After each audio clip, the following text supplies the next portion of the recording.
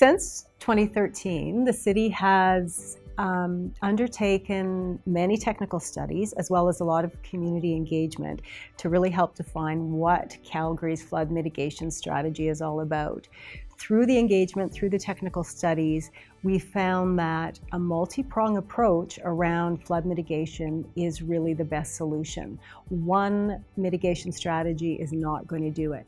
So we've taken a multi-pronged approach, which includes upstream reservoirs on the Bow and the Elbow River. It includes managing the existing reservoirs, such as the Ghost Reservoir and Glenmore Reservoir, more effectively.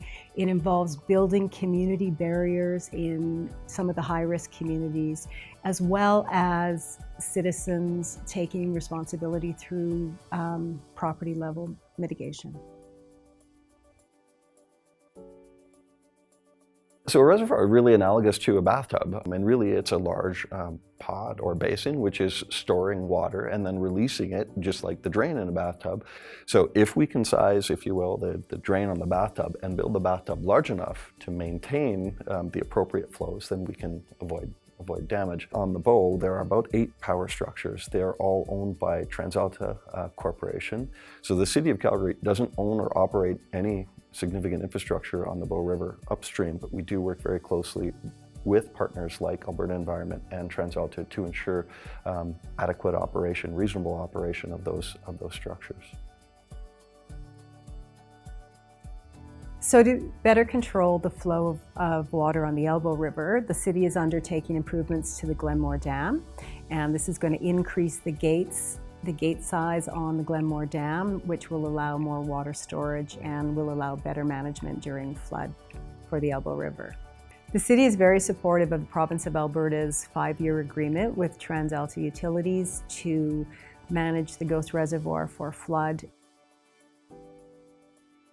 It's important that the barriers are built now because the studies, the construction, the design of the upstream reservoirs could take years and even decades. So in order to protect the communities for more frequent, smaller events, it's really critical to have them in place. By building the barriers first, the risk of damages to the communities will decrease significantly, and in conjunction with the upstream reservoirs, it will only enhance the flood protection for the communities. Temporary flood barriers are something that the city can use, but one of the key strikes against the efficiency or effectiveness of temporary barriers on long reaches is the fact that we do have very short response times. From the time it rains to the time that floods reach our jurisdiction here in Calgary is really in the matter of hours. And so it does become very difficult to put in place the kinds of the height and type form of structure that would actually work. So unfortunately, we are not a jurisdiction like Winnipeg, for instance, where the flood mechanism occurs due to plains snowmelt, and that process is slow. It happens over several weeks to a month, so that process is relatively predictable and there's lots of time to be able to respond. With only hours to respond, it becomes difficult to put in place the kind of infrastructure we know could be stable.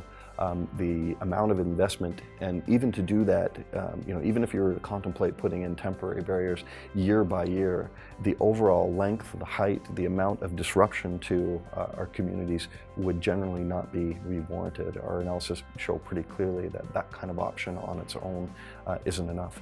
Once the flood mitigation plan is in place and the barriers and upstream mitigation are working together, the city and the communities will be protected to more frequent and intense events, which we are anticipating in the future.